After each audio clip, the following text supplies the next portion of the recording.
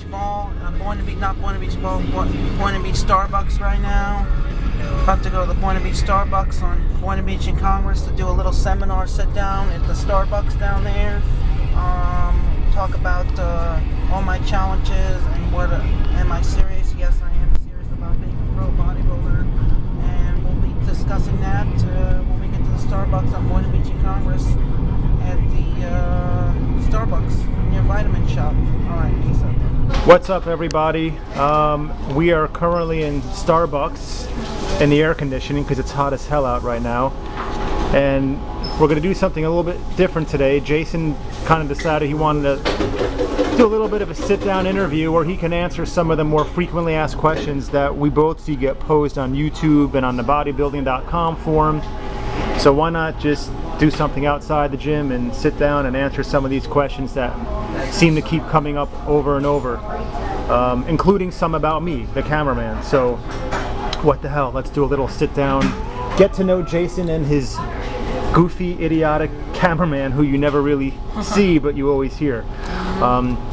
So Jason, the first question that I always see come up over and over is people keep asking on many different forums, are you some kind of actor or comedic genius who's been pulling a fast one on YouTube for the past 3 years, or are you for real, and are you 100% serious about actually becoming a pro bodybuilder? Yes, I am. I'm 100% serious about being a pro bodybuilder. Number one, the reason why is I give it all my passion, all my heart, all my dedication, all my discipline, all my love, all my heart. And another thing is that I'm very, very passionate about food, supplements, dieting, nutrition, and training, and giving it 100 to 110% of my time, not just with the training aspect, but with the dieting program and what I put in my body. I've really made improvements in the last 3.5 years on my physique. As you know, I used to be real chubby and fat, but that bloatness... When specifically, and how specifically, did you become so passionate and one could say obsessed with the sport of bodybuilding and working out? When I watched Pumping Iron with Arnold Schwarzenegger and Lou Ferrigno and Franco Columbu and Frank Zane and Frank Zane and all them, and Mike Katz, I became fascinated with bodybuilding. And then I got fascinated with bodybuilding when I used to read Arnold's books back in the day about how it doesn't matter how much you weigh, it matters good you look in the mirror, his slogan. And I want to pump you up was his best slogan. I really, really love bodybuilding, and ever since then I've loved other bodybuilders like Tom Platz, Paul DeMeo, known for their legs, you know, Kai Green, Phil Heath, many of the greats like Bob Paris, Bill Dobbs. And I think I've heard you say before your father was in the sport. Is that true? Yes, my father was in the sport, yes. And many other pros like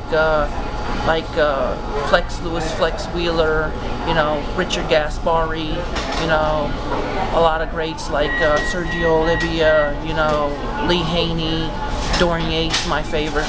You know, I really got into it once since then, and I fall in love with it. It's all my heart. I do have a photographic memory when it comes to the bodybuilding sport. So it's like I'm saying, my 3 ultimate favorite bodybuilders was Dorian Yates, who won the Mr. Olympia in 1992 to 1997, who believed in hardcore training. He trained at the Temple Gym, and believe it or not, in the Temple Gym they had no toilets. So it was hot and sweaty in the gym and hardcore. So obviously you push like a freak. He believed in the 4 to 6 repetitions, 6 to 8 repetitions, 4 to 6 head sets, hardcore, until you can't do it anymore, until you expand the muscles, and you know you can't push anymore until you faint. You know, to build the size and the mass. And then there was Tom Platz, who was known for his legs, of course, his quadriceps, his hamstring, his gastrocnemius, his sulcus, his gluteus maximus, you know. And he competed from 79 to 87. He won the 81 Mr. Olympia. He placed 3rd against Franco Columbu, who won 1st, 2nd, Frank Zane. And then you have Paul DeMeo, who sadly died in 2005 from a heroin overdose because he was extremely depressed. He competed in the Mr. Olympia in 95. He was known for his quadzilla legs. They used to call him Quadzilla Man. And back in the early 90s, the MPC, he went pro in 93, 94, 95. But you know, I know a lot of bodybuilders. I could go on and on and on and on the list. Like you have Larry Scott, you have Sergio Olivia, that's 2. You have Arnold with 3. You have Franco Colombo at 4, Lou Ferrigno at 5. You have Frank Zane with 6. You have 7 with Chris Dickerson. 8 with Samar Benow. 9 Lee Haney. 10 Dorian. 11 Ronnie Coleman. 12 Jay Cutler. 13 Ty Green. 15 Phil Heath. 16 Johnny Jackson. 16 Dexter Jackson. 15 or 16 Ron Harris. 18, 19 Skip LaCour, 20 Trixie Jackson, 20 Rolly Winkler. I could keep going on and on and on with the list. There's so many, like John Defendis, Chris Cook, Craig Titus, Gunnar Sleerkamp. When you and I first started doing these videos back, and I'd say, well, you and me anyway, not your other producer, back in 2010, I would show up at the gym with my cell phone and film you for a minute. We work out at the same gym. We're there at the same time. It was very easy to do. But, here we are 3 years later, and I'm still filming these videos, and we're still putting them up on YouTube, and I didn't think I'd be involved with you like this in terms of filming.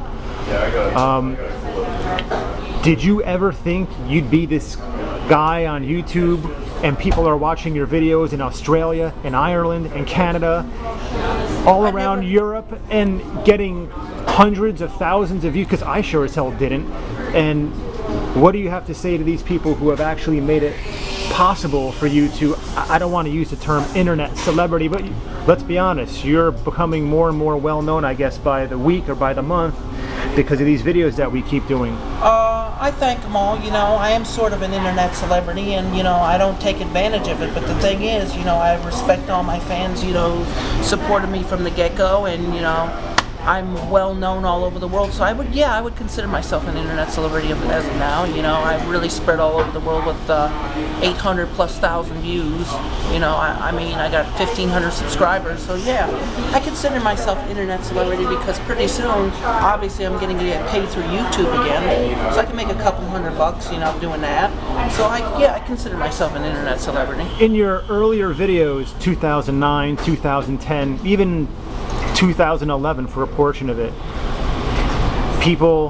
a lot of people didn't like you, and you picked up a lot of haters because you were very cocky on camera. Yeah. You were arrogant. You talked a lot of shit. You pissed off a lot of people in the gym. Do you think that's why people are quote-unquote haters and want to see you fail?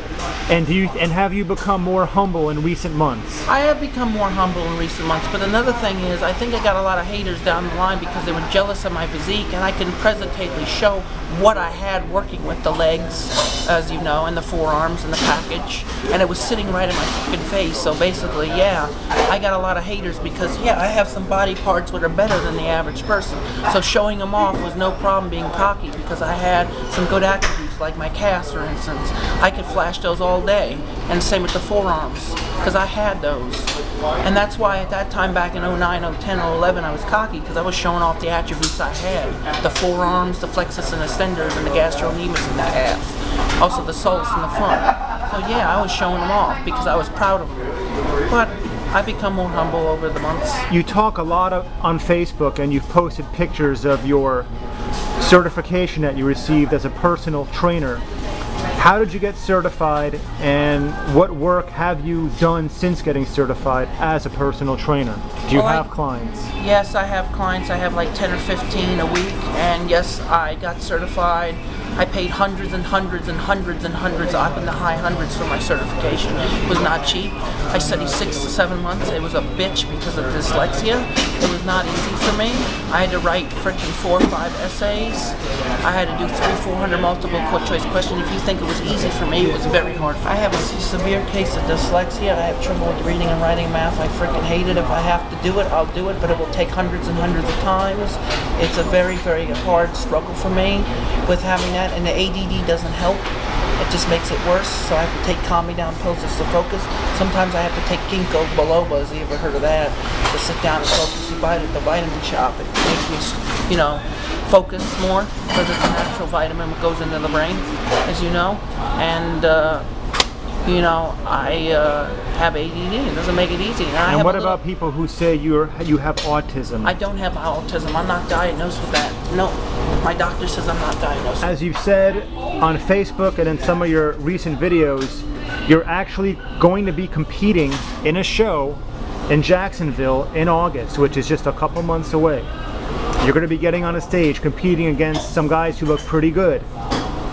When are you planning on doing a serious cut, and how are you planning on doing it?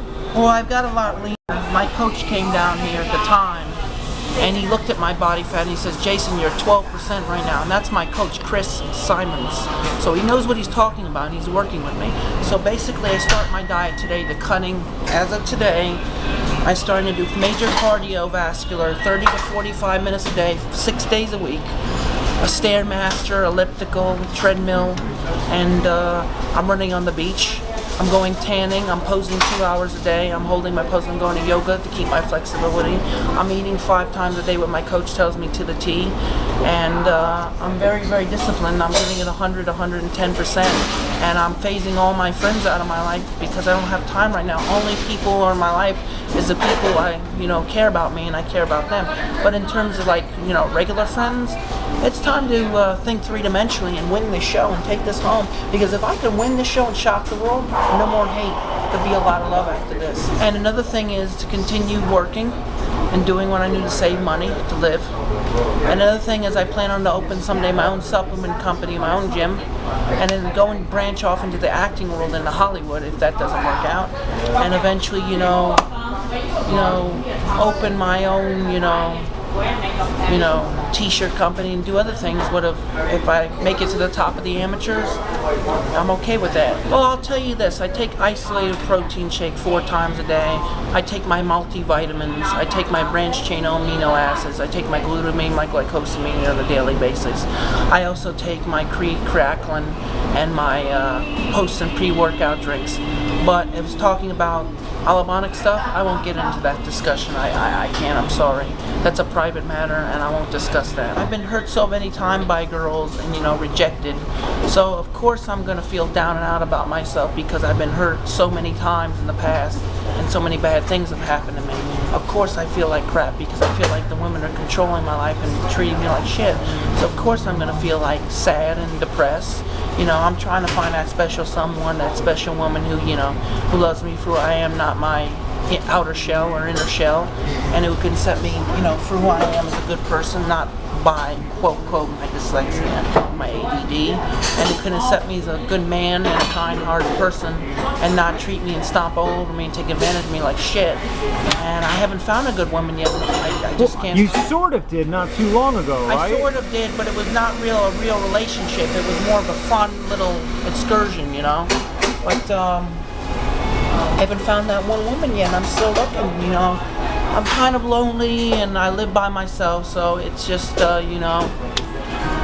it's just tough. It's just tough, and I feel like girls sometimes do treat me bad, They hurt me tremendously. I have tremendous feelings, and I deserve respect, and I don't deserve to be taken advantage of. And here's another one that a lot of people seem to want to know. What is up with Jason Genova?